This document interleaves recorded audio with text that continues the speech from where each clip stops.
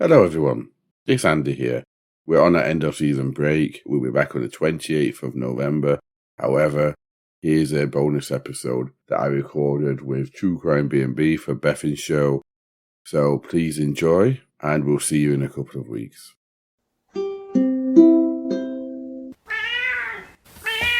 Hi everybody, welcome back. This is Beth at True Crime BNB. Today we are here for episode 80, and my special guest today is none other than Andy from Picture the Scene podcast. And some of you will remember, if you were listening a year ago, we had Andy and Rachel on episode 41, and we enjoyed that so much that Andy has come back. Rachel was not able to make it today, but we still anticipate good things out of Andy. So Andy, tell us what's going on. Hopefully, yeah. Very happy to be here, by the way, Beth, and all of the True Crime BNB listeners. It's awesome to be back. I absolutely adore True Crime BNB, so it's a pleasure to be on. But what's going on? It's a pleasant Sunday afternoon, especially for the time of the year. Mm-hmm. Just plodding on with life. Rachel is pregnant at the moment, which is why we're trying to be kind to her and not make her record when she is with child. Is that the expression? I don't know what the expression is, but sometimes it is. Yes.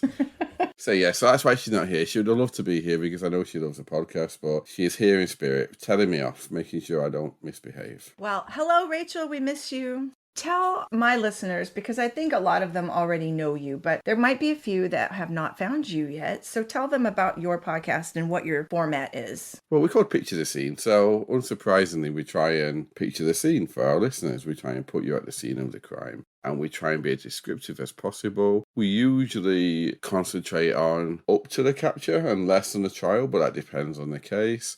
I love to go on the unknown cases and the ones which have not really been heard, or sometimes have never been heard by any other podcast. And Rachel loves the more well-known cases, so it's a good combination between the two of us, and we do it because we love doing it, and hopefully we tell a story how we'd like to hear a story, so hopefully our listeners enjoy that as well. I think that you and I are kind of similar because I also like to dig up stories that I haven't heard on any other podcasts, because those people may not have made the headlines for 6 months, but their story is still important, and someone out there should remember them, and so that's kind of similar between the two of us, I think. Yes, yeah, definitely. That's probably why I love your podcast. But yeah, I think we're definitely quite similar. So why don't you go ahead and get started since you're our bad guy today? I mean, you're a very nice person, don't get me wrong, but you can be the bad guy too. Okay. Because you're the bad guy every week on your own podcast. I guess I am, yeah. So yeah, Beth, I'm the bad man today, and I hope this is bad enough for you all. And you know, Beth, it feels like such an odd thing to say because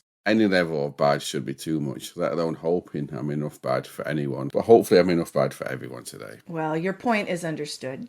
And I want to start by introducing us to Dawn Walker. Now, Dawn was 52 years old, and she was a kind and loving soul. She was a loving sister, an aunt, a mother to 3 grown daughters, and a grandmother to at least 1 grandchild, a 1-year-old grandson. She lived in a small village of Lightcliff, which only has a population of around 11,000 people.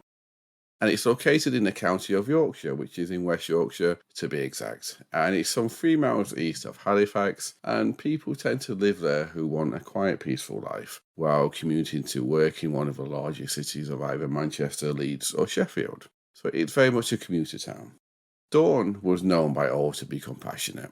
She was known by all to be loving, caring, gentle. She was someone who got on with everyone, and not because she made a conscious effort to, but simply because of her nature and personality. It meant that you couldn't help but to like her if you met her. Now, there was numerous examples of when she'd done some good for a stranger just because she could. Not like what you see on social media these days, Beth, where people do it for likes and follows. She just did things because she wanted to do good things for people. But I'm not going to list a load of examples off, but one good one is when she saw a disabled man who was a stranger to her. She'd never seen him before. And he didn't have enough money to pay for his grocery shopping. So she stepped in without a second thought. She said hello, she paid for his shopping, and then she went about the rest of her day with the friend that she was with, and she never actually mentioned it ever again.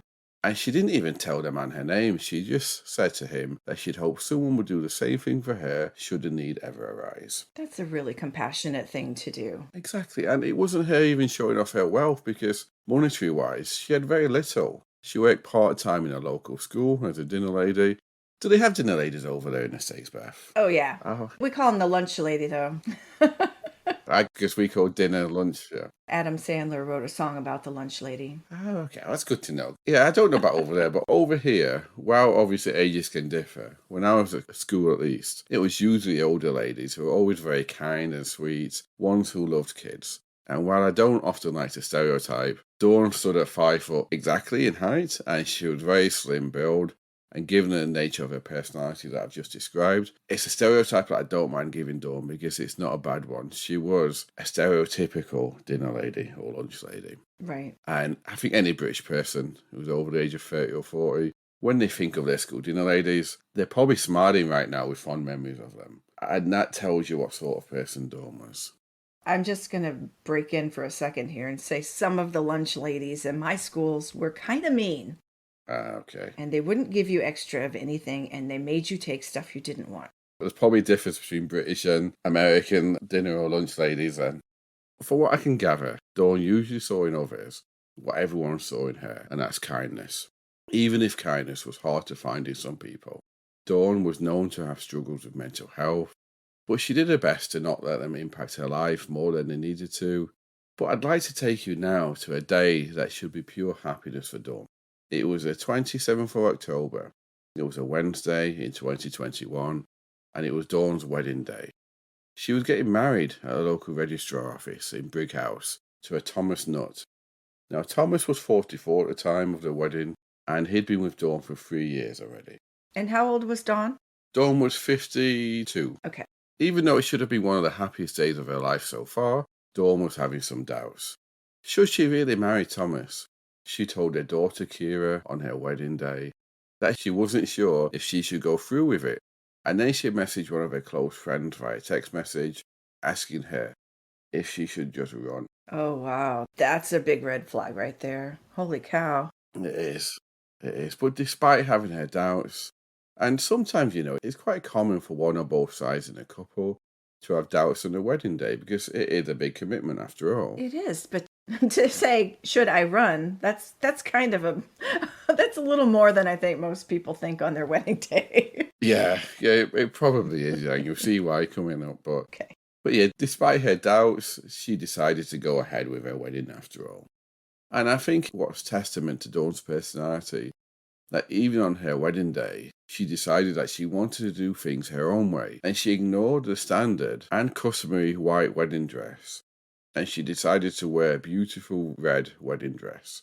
So not only did she look different, and she must have definitely turned a few heads because of the colour, she also looked beautiful because she had a radiant smile matching her beautiful dress. Wow, good for her. So after they said their vows, and they was only said their vows in the front of a small number of people, just family members, they headed off to a local pub for a small celebration with family and friends. Because again, they didn't have much money, so they did what they could. Mm-hmm. So celebrations went well, and everyone was in good spirits, with a taxi dropping the newlyweds, Thomas and Dawn, close to midnight at their home. Because of Dawn's unusual wedding dress, the taxi driver clearly remembered dropping them both off at their house. But sadly, Beth, we are a true crime podcast, and that taxi driver would be the last person who would see Dawn alive. Oh no. They couldn't even get past the wedding day? Well, it depends on whose account you take, but no, it doesn't look like it. Oh, wow. All right.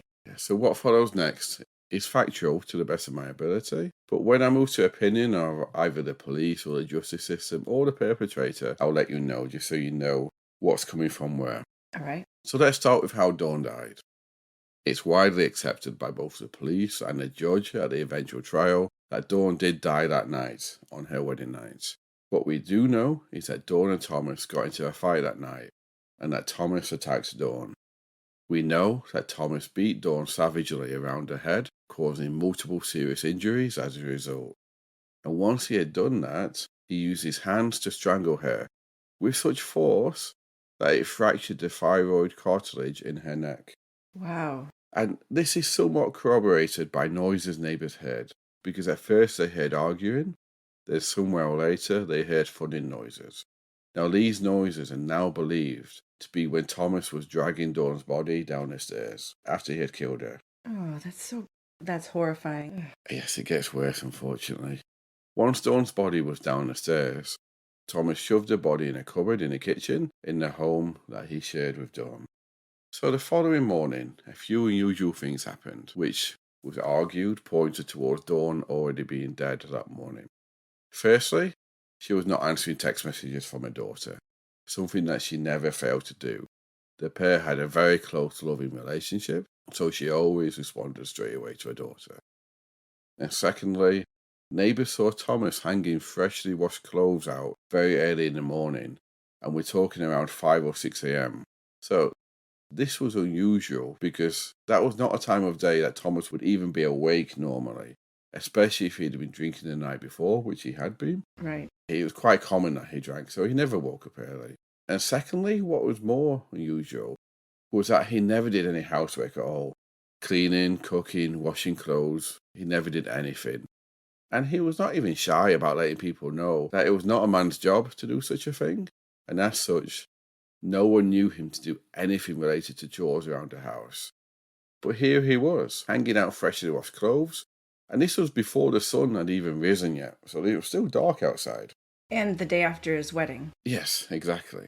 And the final unusual thing that happened, well, that morning at least, is that later on in the morning, neighbours would spot him hiding behind his car on the driveway of his and Dawn's house to try and avoid them, which was very unusual. So later that day, at around 5 p.m, CCTV, and we always talk about the stupidity of criminals, don't we? Yes, we do. This was his own CCTV that he'd installed on his house, and that CCTV would see him loading his car up ready for his honeymoon. And now this included putting objects on the front seat of his car. So he didn't think that anyone's going to notice he forgot his bride? Yes, yeah, exactly. He would also be captured at an ATM alone, withdrawing money, and then just after 5 p.m, he would be seen driving off with his caravan in tow on his honeymoon. So before he left, he'd left a single text message that was sent from Dawn's phone to her daughter saying that she'd chat to her on her return and they'd go for lunch together on the 30th. Now, this was believed, again, not factual, but it was believed to be done by Thomas. Through nothing could ever be proven exactly, but it was believed to be done to stop any suspicion that anything had happened to Dawn. So Thomas then drove to Skegness, which is a popular coastal town in the north of England, and that's where he was supposed to go on his honeymoon with Dawn with their caravan. But all he actually did was park in a lay-by. Do you have lay-bys over there? I think it's probably a different name, isn't it? Would that be a rest stop? No, it's not a rest stop. It's basically where you've got a road. Sometimes there's an extra little bit of concrete you can pull in just to take a rest, but there's no buildings there or anything. Our rest stops typically do have a building with a restroom and maybe some maps or something in there, but it's probably a similar thing. So yeah, all he did was spend 2 days in a lay-by before he returned home on the 30th. So if he was on his honeymoon, it was a very strange honeymoon. So we know for a fact, though, that Dawn was not in a car with him, either on his way home or when he arrived home. We know because CCTV caught him driving alone on the way home, and his neighbour helped him reverse his caravan onto his driveway when he returned home, and his neighbour would later testify that Thomas was alone in the car.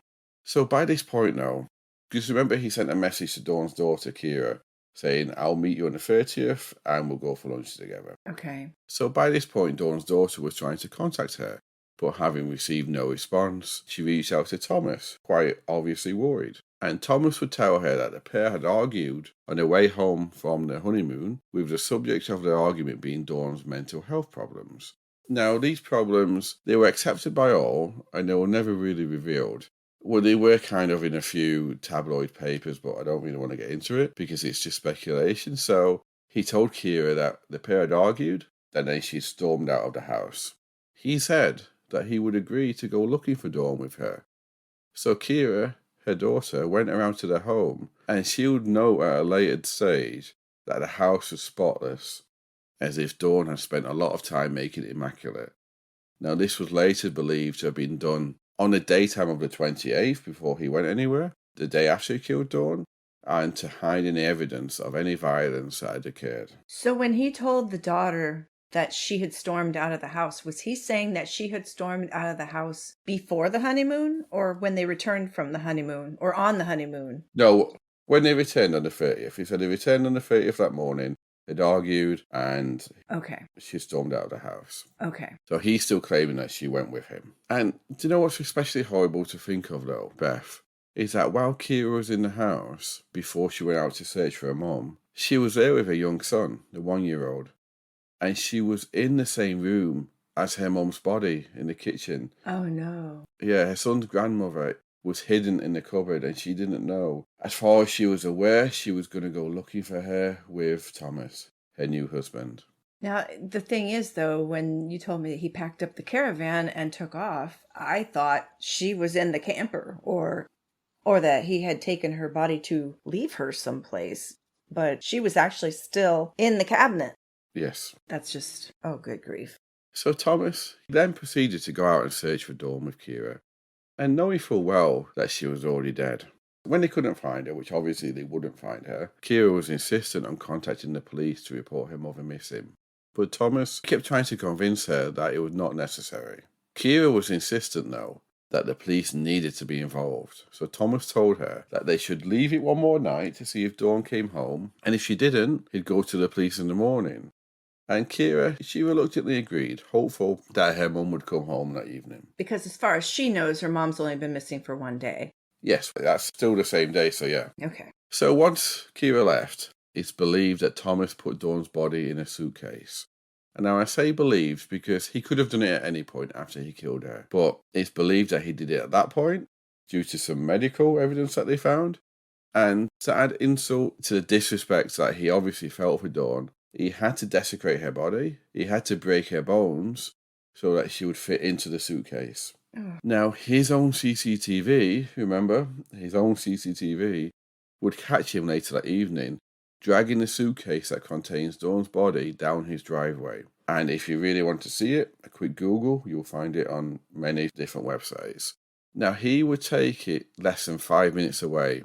He threw it over a fence into some bushes on a field that was used as a playground by kids because it had a green area along with some kids' climbing equipment and a swing and whatnot. What? He had all these opportunities to go and do something, and he throws it onto a field where little kids are going to find it. Yeah, 5 minutes from his house. What is wrong with this guy? I believe it's just stupidity, if I'm being honest with you, Beth. Good grief. So when he returned home, because now it's the 30th of October, remember? So when he returned home, he spent the rest of the evening decorating his house with Halloween decorations. Because that's what you do when you've just dumped a body, isn't it? Well, he's feeling especially ghoulish. Yeah. So the next day, Dawn was reported missing to the police by Thomas.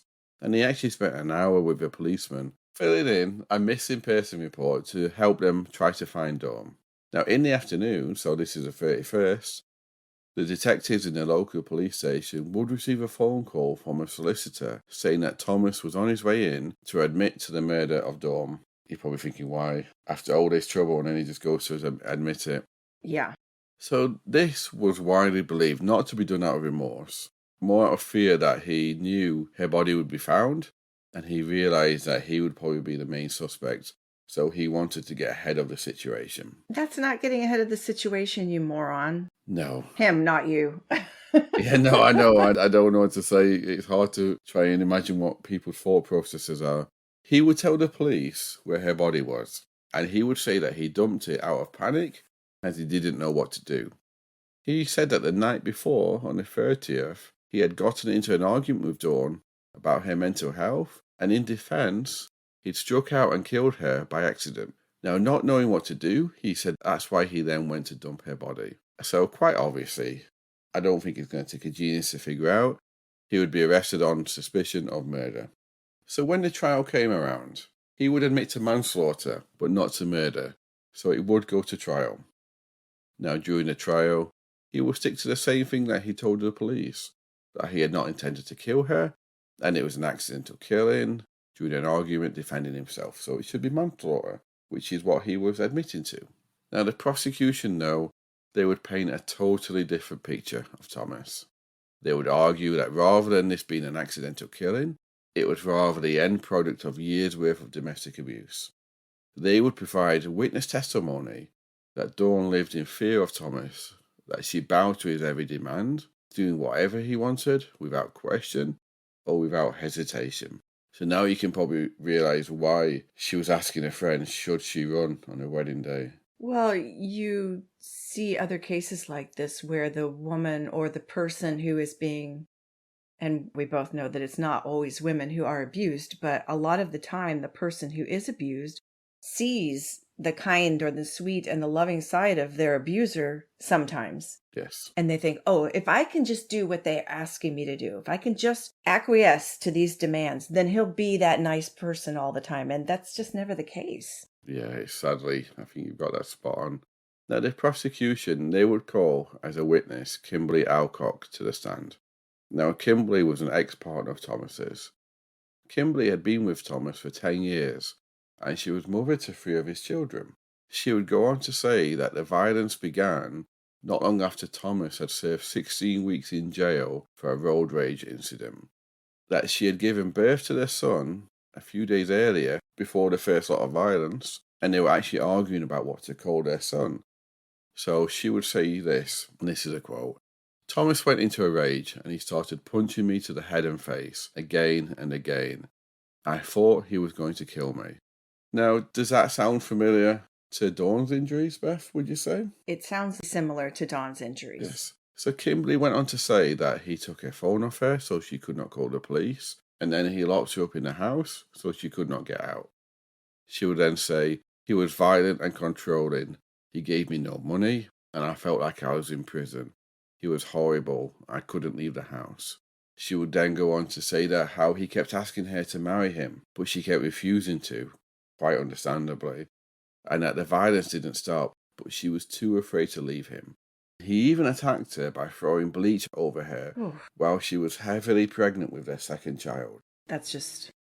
But she doesn't want to leave because she knows that that's the most dangerous thing that she can do. Yes. She needs to leave to be safe, but leaving will not be safe. Yes, definitely.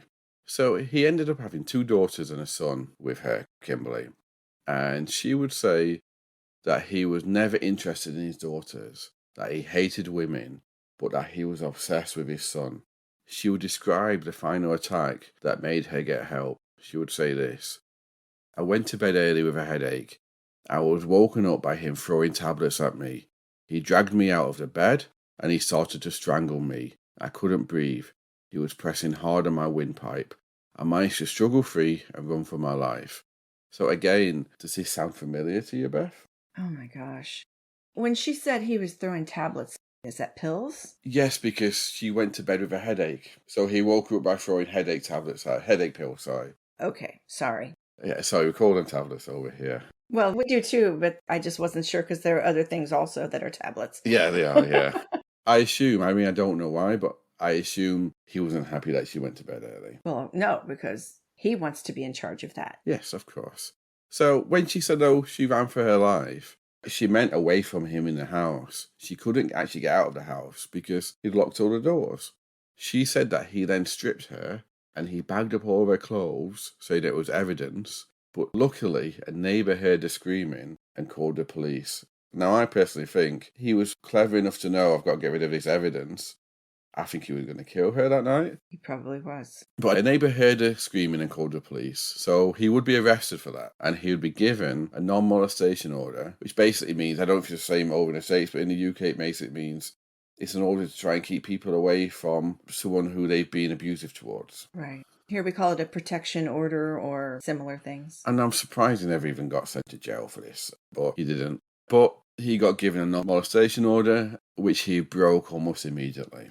But when he broke that, he would subsequently be sent to jail for breaking that. And now I believe, from what I can gather, he spent 17 weeks in jail, but he didn't spend a long time in jail, in prison. No. Now, he did, luckily for Kimberly, move away from Kimberly then. But there was also a history of violence with Dawn. And this was actually documented by the police. On one occasion in 1999, they were called to reports of violence between them, not long after the relationship began. But no action was taken.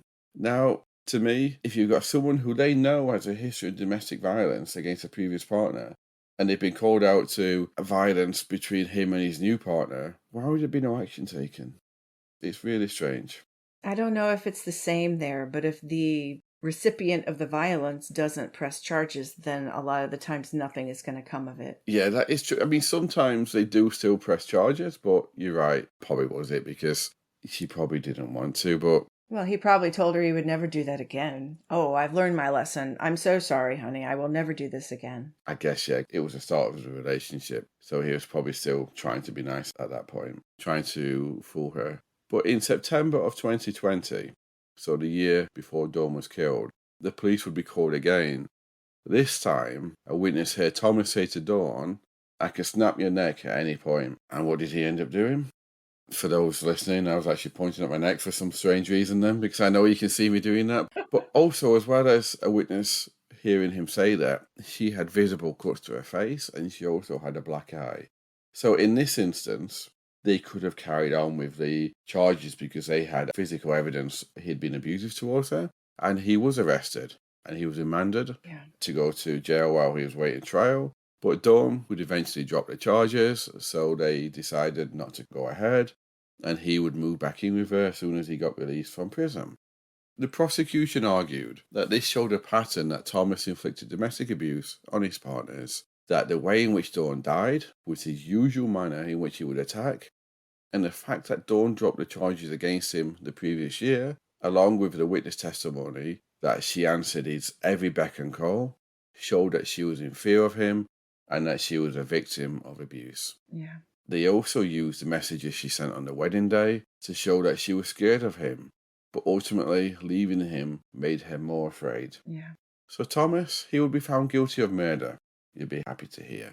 And in the UK, that means an automatic life sentence with a minimum term set upon deciding mitigating and aggravating points. So the judge said that he was obliged to take into account that Thomas was willing to plead guilty to manslaughter at the earliest opportunity, but that the aggravating matters far outweighed the mitigating ones. Absolutely. The judge actually, this is quite unusual, because usually judges stick to facts. Well, this is a fact, but the judge actually called Thomas a bully and a liar. He referred to the victim impact statements from Dawn's family that were read out, that Thomas had changed their lives forever. He referred to his multiple previous convictions, several for violence and also several for robbery and dishonesty, and also the fact that he had Dawn's daughter in the house while her mum's body was there, and that he desecrated Dawn's body to fit it into the suitcase. And then he also said he had to take it as an aggravating point that he dumped it where children could have found the body as well. I agree with all of that. He dismissed Thomas's claim that he had killed her on the 30th, citing evidence he had gone on the honeymoon alone and the fact that he'd been washing his clothes. Now, he would say that this showed that Thomas showed no remorse whatsoever. If he would have been remorseful, he would have been honest about when he killed her. So he said that he did believe that Thomas had not meant to kill Dawn, and why he killed her no one will ever really know other than Thomas, but he said that he did believe that he had meant to initially cause her serious harm. And I don't know if you know this, but that's all that's needed for murder in the UK. You don't have to intend to kill someone, you just have to intend to cause them serious harm. Well, that's good. That's a good stipulation, because if a person didn't intend to kill them and they die, you didn't mean to? Oh, well, I guess it's okay then. So I'm glad you have that stipulation that even if you weren't trying to kill, you were trying to hurt, and death sometimes results from serious injury. Yeah, that is a good thing. So he would sentence Thomas to 21 years in prison, which I know by American standards doesn't sound a lot, but that's a pretty decent sentence for the UK. And we have to remember over here that 21 years doesn't mean he'll be released after 21 years. He has to convince a parole board, including medical experts and psychologists, that he's no danger to society, so he could stay in prison for life. And now, if you're listening or picture the scene, and I know you are, Beth, you all know that I usually like to have a little extra after the conviction. Okay. And usually it's an appeal, or it's something that's happened, maybe another crime. So I thought it'd be remiss of me not to have one now. Of course. So if you don't mind, we'll have a little extra. All right. And so it turns out that Thomas was a typical bully once he got inside of prison too, Beth. Well, good, because that means he's probably going to get his pants beat off a few times. Yeah. And I didn't mean that in a good way. I meant that in a bad way. I think you're exactly right, Beth, because this time, because he'd been in prison several times before, but this time he was in a category A prison, which is a more secure type of prison, because he was in for murder. as opposed to a BOFC that he'd been in before. Now, reports would state that he had tried to be the big I am in prison, attempting to take charge and bully other inmates. But the problem is, though, if you're a bully who's used to picking on and committing violence against people that are afraid of you and weakening you, you might not realise that it won't work on everyone. And especially it won't work on those bad and evil people who are Category A prisoners. So it was reported in local newspapers that he had been severely beaten up on more than one occasion in prison, and that he now lived in fear of his life inside of prison. Boo-hoo. Exactly right, yes. Such a sad outcome, isn't it?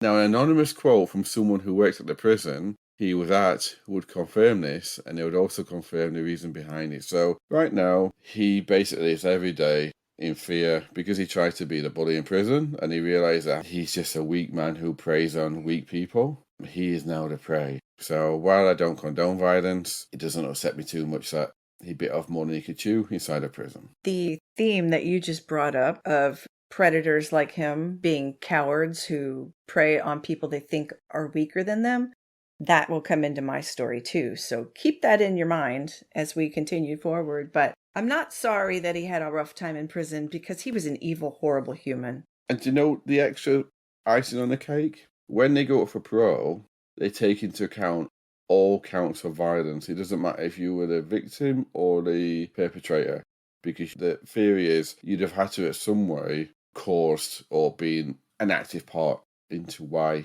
you had violence against you. So even though he's being beat up, when he goes for parole in 21 years, if he's still alive, these will be counted against him as proof that he's not suitable to be released into society. I can kind of understand the theory behind that, but I don't think that's necessarily true. It's like saying the woman in his relationship had somehow brought on the violence that happened to her, and that's not true. So in prison, I can see where if you're just in there trying to mind your own business and someone's picking at you and you don't go with it, you know what I mean? I do, but that doesn't actually tend to happen that often in prison. In Category A prisons, how it usually works is, because they're in there for such a long time, right? These are lifers or people doing significantly long sentences. Violence only tends to happen if it's for a reason. You don't tend to get what you see in films where it's someone bullying another one, because they don't want to lose their privileges, because they get access to TVs, they get phones in the room now, they get video game systems and all that stuff. They don't want to lose all that. They know they have the parole to account for. So I see what you're saying, and I don't disagree with you, but Okay. they usually understand there's a reason behind it. But I know I see what you're saying, but yeah. So that is me, Beth. What do you think of that one? Is that okay for you? Well, you know what? I'm glad that he was imprisoned. I'm glad that prison has made his life a little less cushy than it could have otherwise been, because I don't mind that he's being punished for what he did. I just wish that when Dawn worried about whether she should marry him or whether she should run, I wish she had run. But then he would have come after her and killed her for running. So the problem is, once you start getting involved with people like this, you're really never going to be rid of them until they decide to be rid of you. And that's the whole thing. You just can't get rid of them. Yeah, I think you're right there. So that was a very, I don't know, I don't want to say interesting story, but that was an interesting case. And I'm glad that there was some justice at the end. He probably was angry with her the night they got married because she wore a red wedding dress. He probably thought, who do you think you are wearing a red wedding dress? Well, I didn't include it in the story, but the speculation is that it's widely believed that he was not happy that she wanted a honeymoon longer than 2 nights because he wanted to get back for Halloween. It's not obviously ever been proven, but some of her friends and family have said that that is probably the reason why they argued. She wanted to be on honeymoon for more than 2 nights, and he wanted to basically get home so he could have a Halloween party. I appreciate that story, and it's so telling because it's such a common story. Maybe not to be murdered on their wedding night, but it's so common that people get into these relationships and then something terrible happens to them. And a lot of the time there's no justice. So I'm glad there was justice. Yeah, the reason I picked it was simply because it struck me, because I feel that he should have had some sort of punishment after he abused his first partner, Kimberly. Absolutely. Yeah. And then that wouldn't have happened. If there'd been some sort of system in place where his new partner, Dawn, when he first got with her, was notified of his past, she would have probably won my mile and it would never have happened. So that's why it was interesting to me that he did what, unfortunately, you could probably predict that he would do, simply because there's no real system in place to protect people. And if you ask me, if you're a person who abuses somebody, whatever the age, then you deserve to have your future partners or people that you're close to be notified about this. Yeah, no, I agree. I don't know how you would implement that, but I think that that's the truth. I think now we've got the social networks are out there talking about these people that have done these terrible things. But here, everybody is so happy that unless they've got a conviction, it's really hard to put the information out there without getting yourself in some sort of trouble yourself. Yeah, I guess you're right. But he got a conviction for breaking his non-molestation order. In the UK, I know it's different in the States, if you're a sex offender, it's not like in the States where you can look up people with sex offenders, it's private. But if you get into a relationship, you're forced to disclose that to the other person. Oh. And also people who can go to the police, and as long as they can prove they're in a relationship with someone, they can ask the police to check whether that person is a sex offender. Oh, wow. So if that's in place for sex offenders, and also in the UK, they have a thing called VISA, which is a violent, I can't remember what I stand for, sex offenders register. So what people don't realise over in the UK, because people say the sex offenders register and they just think it's for sex offenders. Actually, people who have committed acts of violence can be and are put on that as well. Basically, so they can be monitored by MAPA. MAPA means Multi-Agency Public Protection. I can't remember the last A stands for, but it's basically a body from people from different departments. They monitor sex offenders and truly violent offenders. It's different from a life license for murderers. And so that exists already. But they don't have the same precautions they do for sex offenders. So they don't make a violent offender disclose that. And they should do. It could be done. Yeah, they should. They should. There's got to be another acronym out there that you can throw at me right now. Sorry. Please, I hope there's not a quiz. I'm sorry about that. I'm teasing you. Great story. That was really satisfying that he was convicted, and he'll be in prison for a long time, right? Yeah. Assuming he lives that long. Sounds like he's not doing a good job making friends. All right, so are you ready for me to jump into my story? I'm looking forward to it. That has a few through lines between your story and mine. So let me get into this. I do not have a lot of background information about this woman because she's still alive, and people who are still alive generally don't want to put all their life information out there. So we're just going to talk today about Pi Bateman. Pi Bateman was not at all athletic as a child or an adolescent. She was born in the late 1940s and actively avoided sports because she thought she was too small and weak. At a diminutive 5'2" tall, she had never even considered participating in either solo athletic activities or in team sports. She was studious, though, and in junior high school she joined the band, which prevented her from participating in any athletics. After high school, Pi studied Russian literature at the University of Texas in Austin. While Pi was studying at UT Austin in the mid-1960s, two girls disappeared without a trace. And this was the first time she became cognizant that women aren't always safe in the world. She wasn't exactly frightened, but she began to take note of the dangers that can exist in the world for vulnerable women. After graduation from the University of Texas, she later studied at the University of Washington, where she got her MS in sports journalism. Pi was becoming very involved with the women's liberation movement and advocating for women's equality, women's self-respect, women's bodily autonomy. Around 1968, Pi began taking karate lessons. Not necessarily for self-defense, because at that time she didn't consciously feel powerless or weak. She wasn't equating the karate lessons with the sense of danger in the world. It was just becoming really popular in the US, and she just wanted to try it. After she began to actually feel powerful because of her training, she realized she had never felt powerful before. And she liked feeling powerful. She threw herself into karate, earning her black belt in the Shito-Ryu method, and eventually started to take other women under her wing. She said that women in the male-taught classes were not taken seriously as students, and they were definitely not taken seriously as fighters. But out in the world, sexual assaults and murders of women were beginning to be on the rise, the incidence of rape having increased by 420% in the previous 10 years. Wow. And that had to be jarring to realize that at that time. This put many women in a place of fear and lack of confidence in their ability to protect themselves.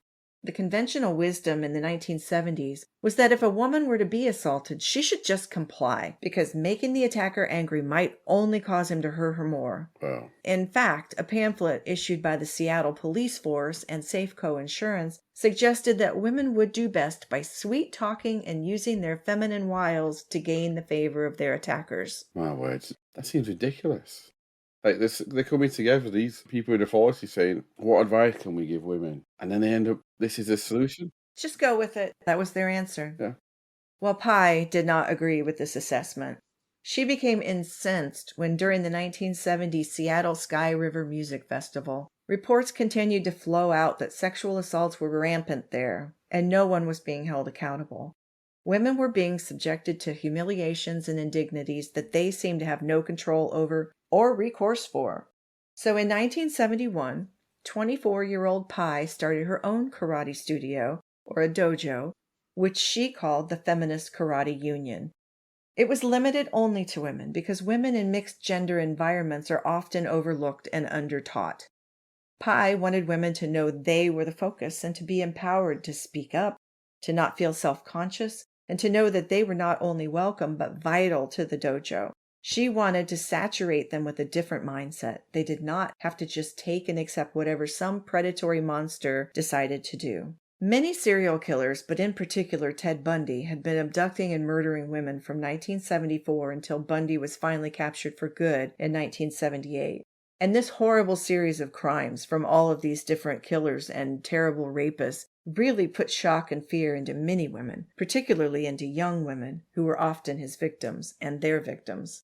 As Feminist Karate Union grew, Pi sought out women who had this fear and wanted to help them take ownership of their own lives, their bodies, and their sense of empowerment. Pi intuited, which was later backed up by research, that a man attacking a woman he doesn't know is likely to run off if the woman makes noise, screams, or fights back. It's a similar concept to the one that Kelly Herron from my episode 55 said. You have to make the attacker recognize that hurting you or raping you will be more trouble than they really want to deal with. Pi knew that a lot of women could save themselves if they had some tools to use against a would-be rapist or murderer. She also understood that not every attack could be thwarted, but for every woman saved from that fate, it was worth the effort to teach those skills to anyone who wanted to learn. She also had mixed feelings about a woman arming herself. While she conceded that some situations could be thwarted by a woman who carried a weapon, Pi also thought a woman could be better served by teaching her skills that could not be used against her. Not only that, but a woman who builds up her strength, confidence, and self-defense skill set will benefit in every aspect of her life by not living in fear. In 1978, Pi, now a strong 28-year-old, wrote a book called Fear into Anger, a Manual of Self-Defense for Women, and she continued teaching at the FKU. She offered programs in karate, but also in self-defense and rape prevention. Not all of the programs focused on pure karate skills, as one would use in competition. In her book, she delineated how a woman's attitude is paramount, not only to escaping a dangerous situation, but in fact can help her avoid the dangerous situation in the first place. But for a woman who is unable to avoid being accosted, she makes the point that most sexual assailants are cowards. These are usually men who want to be violent, but violence against another man would be too challenging. So they attempt to commit crimes against people they assume will be weaker, meeker, and more vulnerable. Now, Beth, I hope you don't mind me saying this, but this would be the ultimate happy story if we just ended it here. Hi sounds amazing. She wrote a book, she's helping women empower herself, and She is amazing. let's say, and everyone is happily ever after. Done. End of story. Nice talking to you, Andy. Bye. Bye. Pi referred to a study by Pauline Bate, a psychologist in Chicago, who made the point that women who were fearful were more often unable to avoid being sexually assaulted because first, they appear less assertive, and second, they would not try to upset or anger the attacker.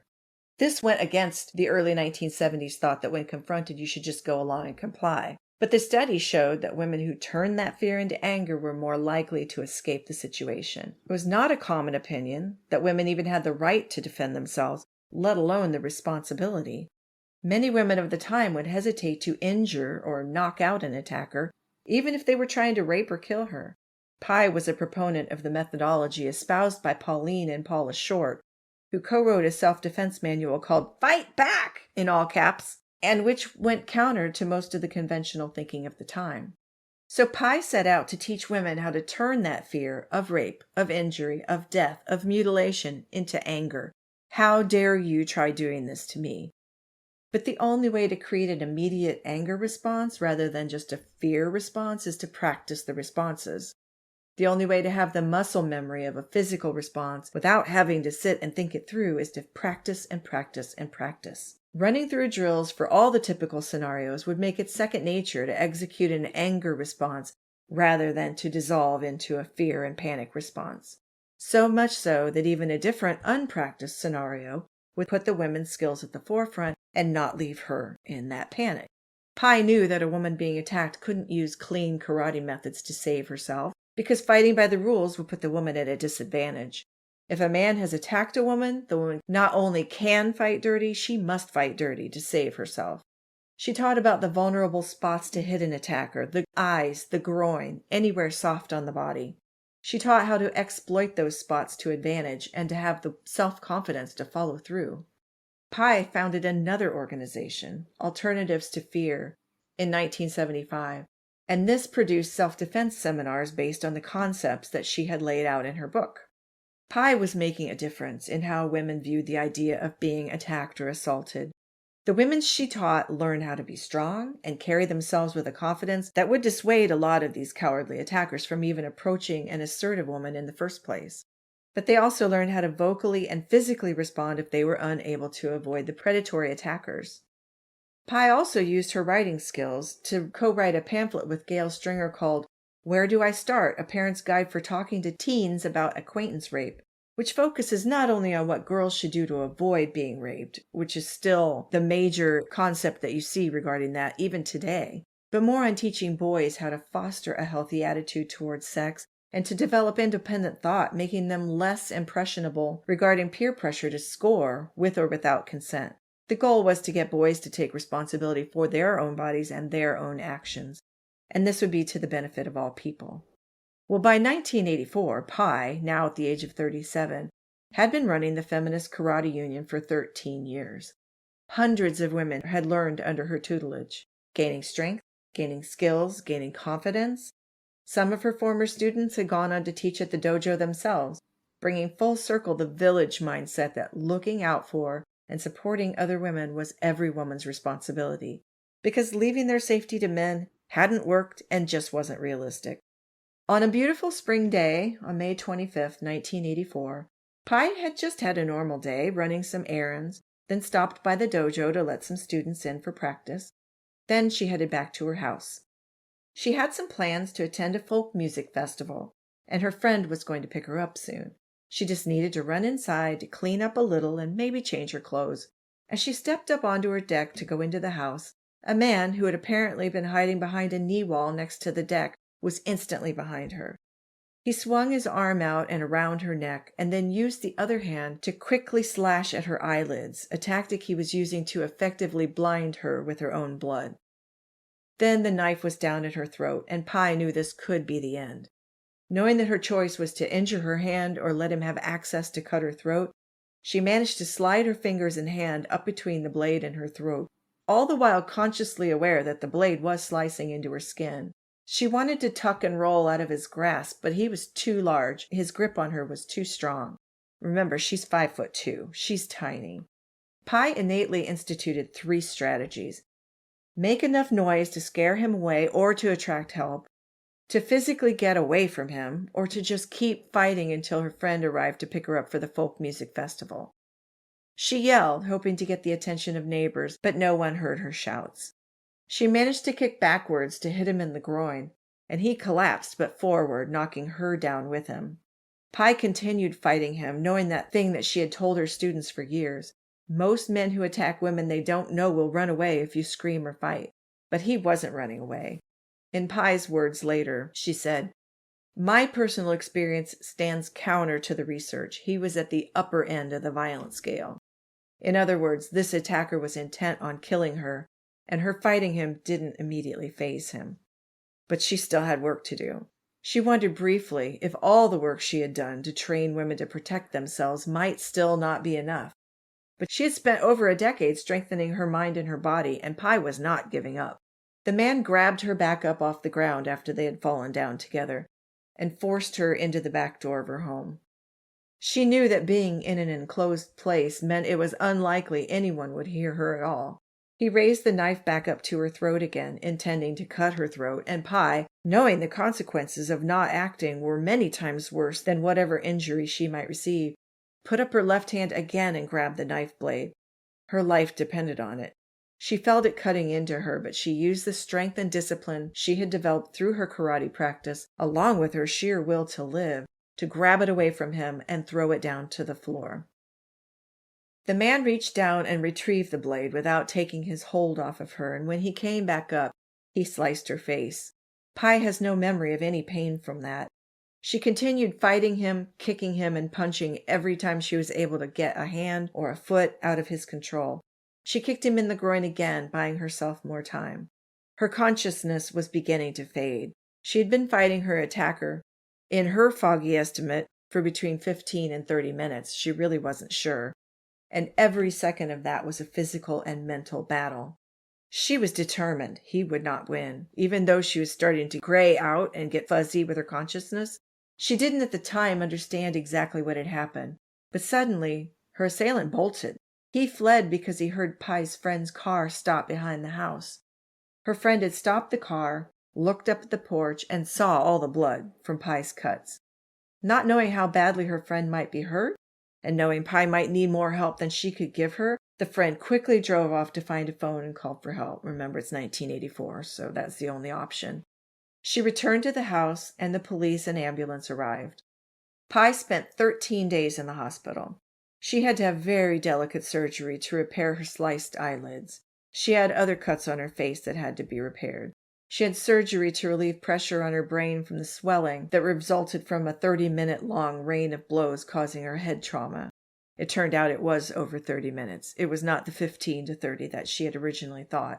Her hands were badly cut and had to be stitched close, but fortunately the tendons and muscles had healed correctly. Her right eye was bright red from the bleed caused by the struggle and all the blows to her head. While she healed in the hospital, and afterward, Pye Bateman did a lot of soul-searching about what she had experienced. She first wondered whether all she had done, all she had learned, all she had taught for so many years, did none of it matter if she could still be accosted and attacked in her own home? But ultimately, she knew that she only survived because she knew how and had the confidence to fight back. Because she didn't give up, because she fought for her life over 30 minutes against a man far bigger and stronger. She outwilled him. She had won. That man would have cut her throat outside on the porch if she had not fought back. She probably would have been sexually assaulted once he got her into the house if she had not fought back. Even if she had lived through the first 2 traumas, he would have killed her inside the house if she had not fought back and prevented him from doing that until her friend showed up. And Pye realized something else. She said, quote, "I have a better understanding of what it takes to fight. There were things I never knew I'd do." End quote. Her instincts for self-protection went beyond even what she had trained for and expected. She knew she had given herself literally a fighting chance to make it through this terrifying experience. She was validated in the lessons and the advocacy and the empowerment and the discipline and the sheer strength she had developed in her own athletic endeavors and her involvement in the women's movement. And she knew other women would look at her experience and realize she had been leading them down the correct path. They had it within themselves to fight back too. Frustratingly, Pye's attacker was not found, and he was never found. No one ever paid for this crime against her. And if he had succeeded in killing her, which was clearly his intent, he would very likely have gotten away with it. The loss of this icon to a faceless stranger would have been tragic, but Pye didn't let that happen. So yes, he got away with hurting her, but she's the victor in that contest. He was not able to do what he went there to do, and he ran away with his tail between his legs. So I really enjoyed it. I didn't want to interrupt you. Sorry. I want you to be able to talk. It's like a one-on-one podcast episode. What you can say is, I mean, we don't know this for facts, but I mean, firstly, hats off to her. It's like not many people, men or women, could do what she did in that situation. But while she prevented all these things happening to her, she could have also prevented this guy ever doing it again. He would have come away injured as well. So he may have thought, do you know what? I'm not trying that again. I picked a random woman, 5'2", definitely couldn't fight back, and look at what she's done to me. So hopefully, while he's never been caught, Yeah. she put the fear of God into him, so he'd never do it again. She, no doubt, surprised him with her fierceness and her warrior attitude. She was not going to let him win. So I hope that he did walk away from it and go, that was a lot harder than I thought it was going to be. That's not worth it to me. Although I doubt it, but I hope that's what happened. if the first thing he did was to go and try and blind her with her own blood, it doesn't sound like this was the first time that he'd done something like this. That's also a good point. That's not a technique that it would have ever occurred to me. Yeah. All right, so let's go on with Pi. Pi still makes her living as a writer and editor. She still advocates for self-defense and turning fear into anger as a means of self-protection. In an interview with the Seattle Times, she said, quote, "A good way to look at fear is you take the precautions that make sense, the precautions that don't limit your life. If you feel confident that you could do something, if somebody got through those precautions, you can relax and live your life." And I think that that's what is espoused now as modern logic. You do have to take precautions. You can't just throw it all to the wind and hope for the best. But you shouldn't also live locked in your house all day and never leave and never do anything that you want to do. You should live your life. Otherwise, the bad guys have affected you in such a way that they have won, even if they didn't get to you. Pi never moved out of the house where someone tried to murder her. This woman simply refused to be a victim. He was not kicking her out of her house. The fact that this experience happened to Pi Bateman, a literal pioneer in the world of self-defense for women, is telling of the statistics of assault that face women. The shocking modern statistic is that 1 in 3 women around the world have been or will be That's crazy. Subjected to sexual or physical violence in her lifetime. 1 in 3 is devastating. That's crazy.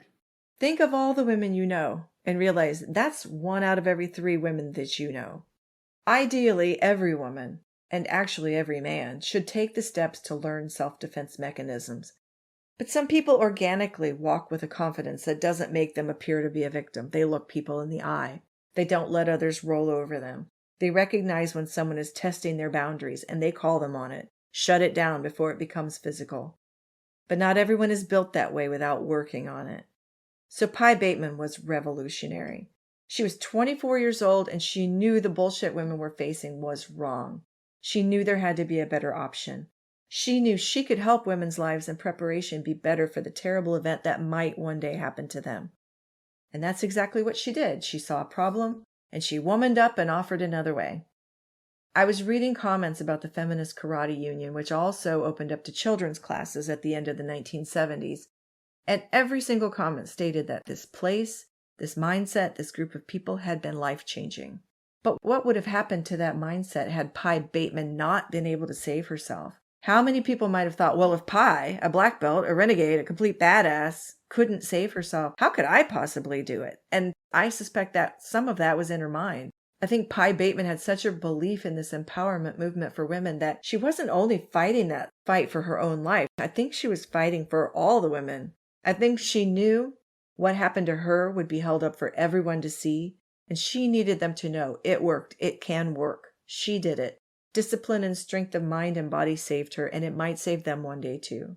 And as I was researching and writing this, I remembered that you actually did a whole episode specifically on violence against women. Yeah. And I wonder if you have any thoughts or insight into this that I haven't come up with. Well, before I get into details, just as hopefully just a bit of lightheartedness for you. I know you said you had enough acronyms, but I quite like the fact that Pi's acronym is FKU. So basically, you can guess what that means.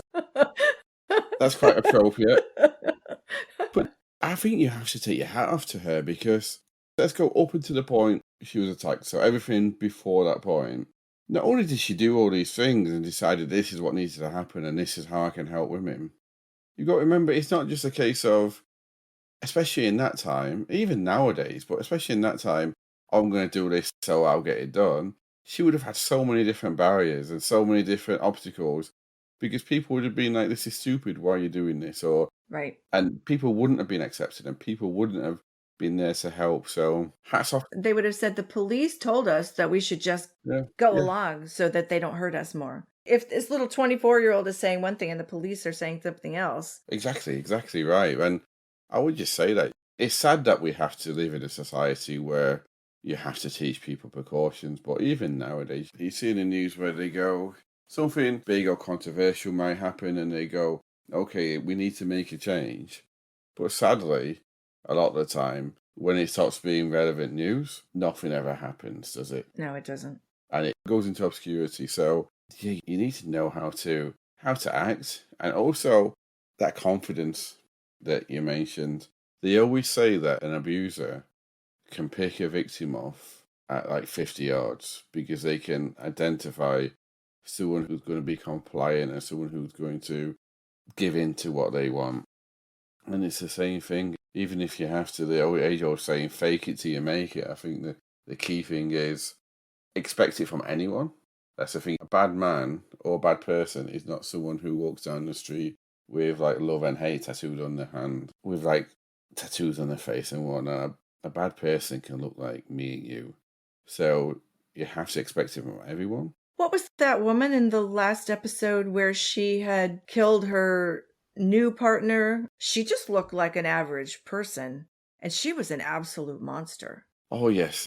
She was a middle-aged, grey-haired, or I could be wrong, white woman. And she lived in a small village in England. You'd think, like, this is someone who you'd want to go on and have afternoon tea with, not someone who's going to feed her husband psychedelic drugs and kill him. Mm-hmm. But yes, you're right. Everyone can be a perpetrator. That doesn't mean you have to walk around in fear, but you have to be aware of it. It's about the precautions and confidence. You can't prevent being a victim. That's stupid to say that you can. But yeah, it's all about precautions and confidence, I would say. And knowing that if you're unfortunate enough, and I know people don't like the word unfortunate, but if you're unfortunate enough to be in a situation where a lot of the time it creeps up on you, especially for domestic violence and stuff like that, a lot of people don't realize that in a controlling relationship until they're being controlled, they feel that it's too late. So it's all about knowing that you can always get out. It also for people who you may know, I think that's the main thing. Sometimes people want to bury their head in the sand and say, well, it's terrible what's happening in that relationship, but it's none of my business really. If I get involved, I'll probably make it worse.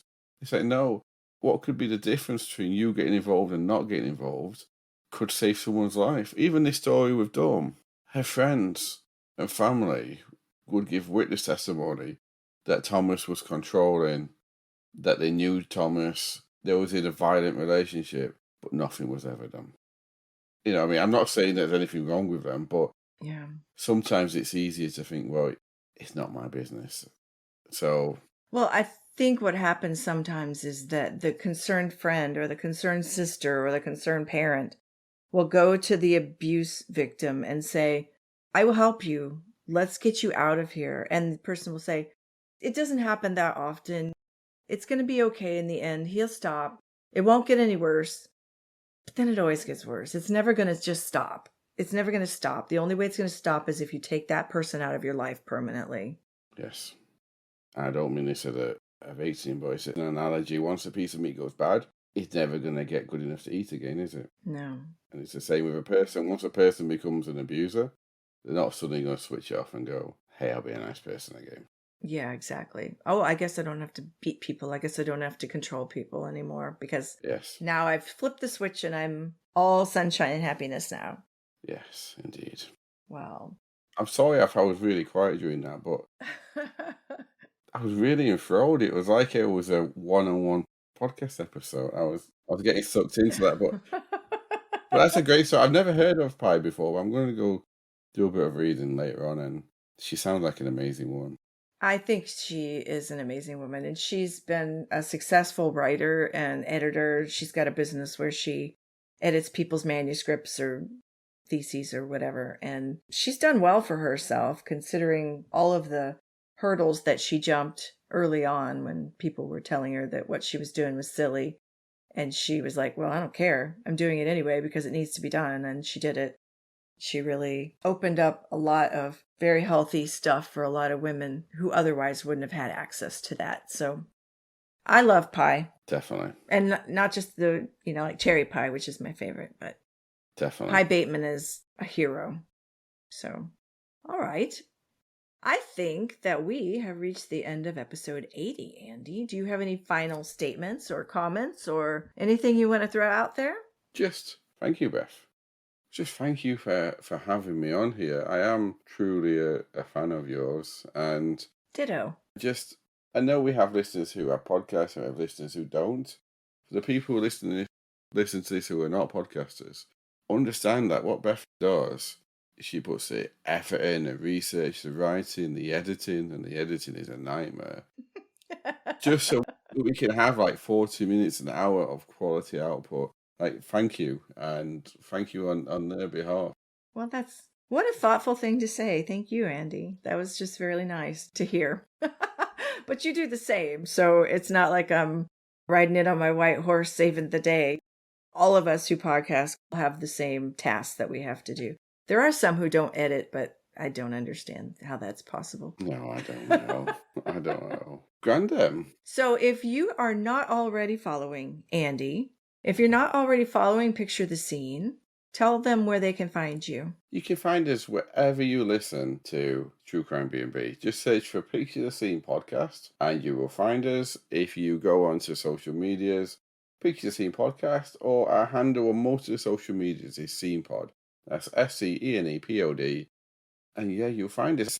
I just need to say, for the American listeners out there, we recently had a review where they'd reviewed us maybe a year or so ago, saying, we love this, but we can't quite get his accent.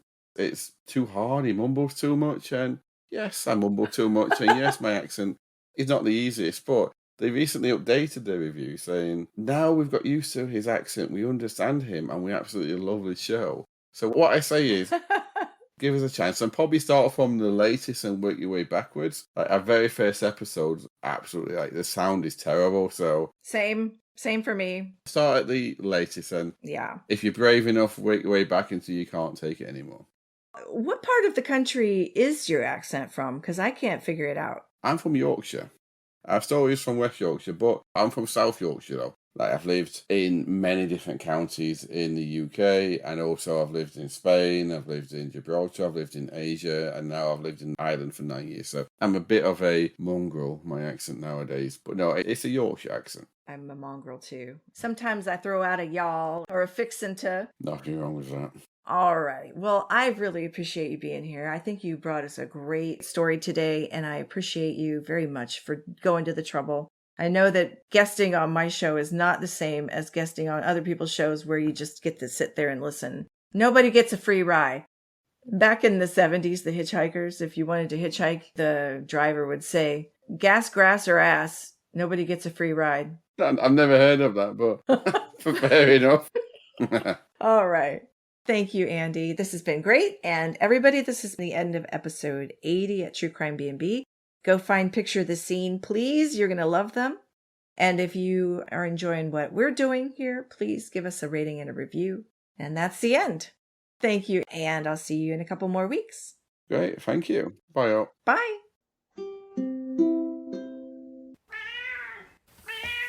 Dawn. Oh, sorry, that's my Ring doorbell. Let me turn my sound off on my phone. Forgot about that. Dawn, jingle, jingle, jingle. Yes. Well, we always got extra. I remember getting extra chocolate custard and extra jam roly-poly. Sorry. So it's not a rest stop. Maybe it is a rest stop. Oh, I'm sorry. Jet's come to say hello. Hi, Jet. Him? Probably not. I cannot see him, but I believe he's there. Blah. Conventional wins. Filling in. I'm missing my bit. Can't. I've lost my tongue. I understand. Where was I? Wed ready.